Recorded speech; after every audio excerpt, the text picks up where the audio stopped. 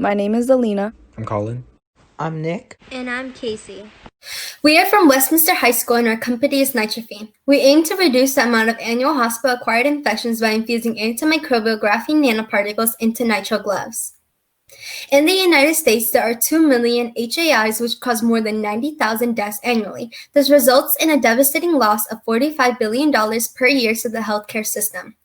Nitrile gloves are one of the most widely used forms of personal protective equipment designed to prevent skin exposure, since hands are shown to contribute between 50 to 90% of total body exposure. However, the use of gloves does not adequately prevent contamination. The increased risk of cross-transmission is partly due to the faulty practice of sanitation and safety protocols. There are currently no licensed or patented graphene nitrile gloves on the market. Some of the top regular nitrile glove companies, however, sell their products at a range of $10 to $20 for a box of 100 gloves. Our competing Nitrophene gloves will be sold at $20 for a box of 100. Although the competitors' gloves are allergy-free like ours, they do not have antimicrobial properties, chemical resistance, and can easily tear during usage. As a way to combat these problems, Nitrophene has developed a synthetic nitrile and reduced graphene oxide composite glove. When compared to latex, nitrile is hypoallergenic and much more durable, but our gloves aren't like any other nitrile glove. With the added graphene, the tensile strength is increased and thus creates a longer durability unlike any other. Graphene also gives an antibacterial and antiviral advantage to the glove. Because they are in use globally, they also have a widespread application. So graphene is a two-dimensional allotrope of carbon, meaning that it is a single layer of carbon atoms arranged in a hexagonal lattice. This provides properties such as mechanical strength, antibacterial and antiviral properties, along with high conductivity. Graphene also has many different types, such as graphene monolayers, graphene oxide, and reduced graphene oxide, with a difference in oxidized functional groups. Graphene induces physical damage upon bacterial and viral membranes, causing cell death, along with the production of reactive oxygen species, leading to oxidative stress and an imbalance in free radicals. This causes mitochondrial dysfunction, DNA damage, and deactivates proteins and lipids. So the composite itself consists of a matrix and a filler.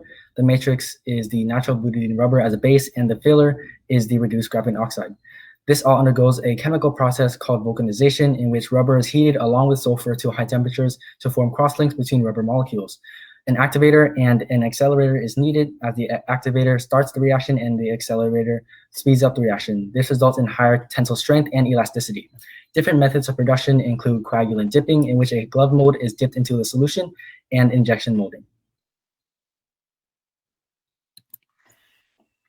Profit and expenses. We plan to capture the medical and non-woven disposable markets estimated to be worth $12.5 billion by 2024. We would need $1,342,000 for our first year, which includes $690,000 in salaries. We would need $186,000 for raw materials and $102,900 for equipment. We plan to manufacture one box of 100 gloves at $4.15, and we intend the commercial price of the box to be $20. This makes our gross profit margin be 79.25% and our annual profit $707,000. Production timeline. In our first 3 months, we plan to complete research and development and finish mass production. By our 6 months, we would have our third run of gloves, which would be 11,100 boxes sold. We would also get our 510K pre-market notification from the FDA, which costs $3,000 to $12,000, and have a 5,000 square foot warehouse in the San Bernardino Valley. By 15 months, we would have sold 44,600 boxes in 1 year and increase the number of employees.